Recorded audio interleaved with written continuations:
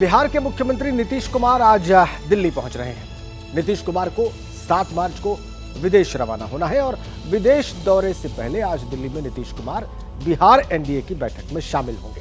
गृह मंत्री अमित शाह के घर होने वाली इस बैठक में बिहार में सीट शेयरिंग को लेकर फाइनल चर्चा होने की उम्मीद है और चर्चा है बिहार एनडीए में सीट शेयरिंग को लेकर चिराग पासवान और उपेंद्र कुशवाहा नाराज हैं। ऐसे में आज की बैठक में सीट शेयरिंग को लेकर क्या सहमति बनती है, इस पर सबकी निगाहें रहेंगी।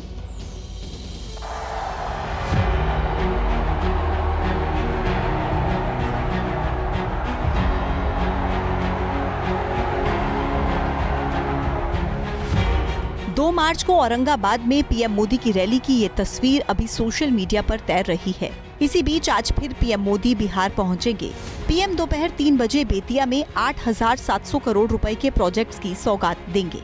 पीएम के इस सौगात के बीच बिहार को लेकर असल चर्चा दिल्ली में है। दरअसल बिहार के सीएम नीतीश कुमार आज शाम दिल्ली पहुंच रहे हैं। विदेश रवाना होने से पहले दिल्ली में आज नीतीश कुमार बिहार को लेकर होने वाली एनडीए की बैठक में शामिल होंगे।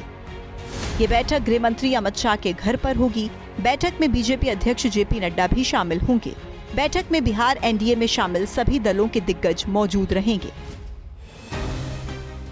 सूत्रों के मुताबिक इस बैठक में बिहार में सीट शेयरिंग को लेकर फाइनल फॉर्मूले पर चर्चा होगी। ये चर्चा इसलिए अहम है क्योंकि बिहार में जेडीयू, एलजेपी के दोनों खेमे जीतन राम मांझी और उपेंद्र कुशवाहा की पार्टी कितने सीटों पर चुनाव लड़ेगी, इसका फैसला होगा। बिहार की 40 सीटों को लेकर एनडीए के अंदर एक राय नहीं बन पा रही है। दरअसल 2019 के चुनाव में बिहार में बीजेपी 17, जेडीयू 16, एलजेपी 6 सीटों पर जीती थी, जबकि एक सीट कांग्रेस को मिली थी। बीजेपी अपनी सिटिंग 17 सीटों पर रणनीति बनाने में जुटी है। जेडीयू भी 16 सीटों पर तैयारी कर रही है। मामला बाकी बची 7 सीटों को लेकर है। चिराग पासवान 2019 में एलजेपी को मिली सभी 6 सीटों पर दावा कर रहे हैं, तो एलजेपी तोड़कर नई एलजेपी बनाने वाले पशुपति पारस भी अपना दावा छोड़ने को तैयार नहीं है।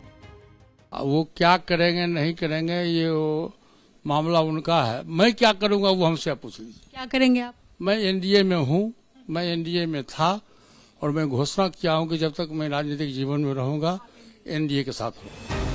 एलजेपी के दोनों गुटों के बीच विवाद पासवान परिवार की गढ़ कही जाने वाली हाजीपुर सीट को लेकर भी है। चिराग खुद हाजीपुर सीट से चुनाव लड़ना चाहते हैं, वहीं पशुपति पारस हाजीपुर सीट से सांसद हैं और सीट पर दावा नहीं छोड़ना चाहते। बीजेपी और नीतीश को अब एलजेपी के दोनों गुटों के बीच विवाद को सुलझाना होगा, क्योंकि चिराग की नाराजगी को देखते हुए महागठबंधन से उन्हें ऑफर भी आने लगे हैं।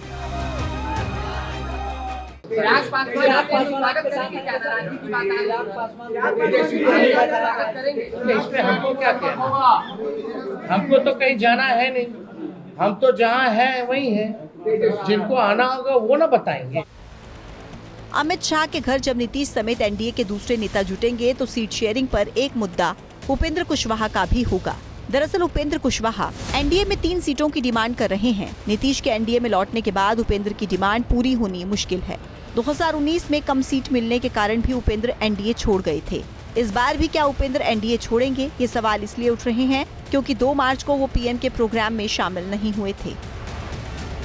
नीतीश जी आ गए हैं तो मिनिमम 16 सीट लड़ना चाह रहे हैं। भाजपा का 17 सीट तो 33 सीट, अब 7 सीट बचे हैं, उसमें एक मांझी हो गए तो 6 बचे।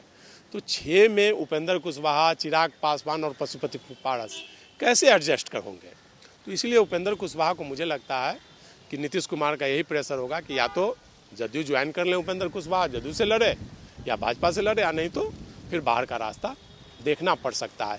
यही वजह है कि औरंगाबाद में रैली हुई, उपेंद्र कुशवाहा वहाँ नजर नहीं आए।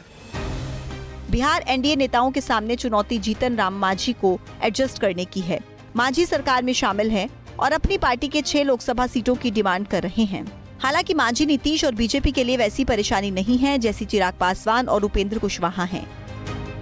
बीजेपी यूपी में अपने उम्मीदवार घोषित कर चुकी है। बीजेपी की नजर बिहार पर है। नीतीश की एनडीए में वापसी के बाद अब बदले समीकरण में बीजेपी के सामने नीतीश और चिराग दोनों को साथ रखने की चुनौती है। आज इसी चुनौती का समाधान शाह, नड्डा और नीतीश जैसे नेता दिल्ली में तलाशेंगे।